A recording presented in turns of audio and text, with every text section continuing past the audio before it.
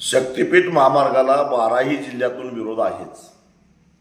मुख्यमंत्री म्हणतात सोलापूर, कोल्हापूर आणि सांगली जिल्ह्यातून आम्ही मार्ग बदलण्याचा विचार करतोय।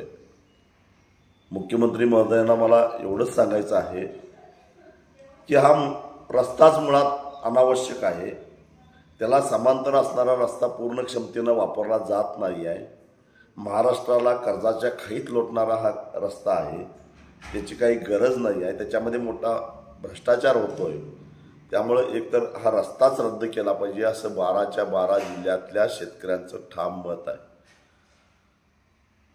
कोकणामध्ये जायचं असेल, विशेषतः गोव्याला जायचं असेल तर शक्तीपीठ महामार्गाला सांगली, सोलापूर आणि कोल्हापूर जिल्ह्यातूनच जावं लागेल आणि आम्ही तर ते जाऊन देणार नाही।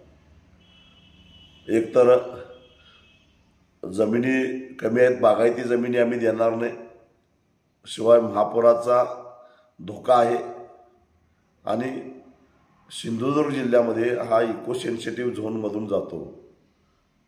पर्यावरणाचे लचके तोडायला आमचा ठाम विरोध आहे आणि त्यामुळे अजूनही वेळ गेलेला नाही। माझी मुख्यमंत्र्यांना विनंती आहे, त्यांनी आपला हा महत्त्वाकांक्षी प्रकल्प आहे तो बाजूला ठेवावा।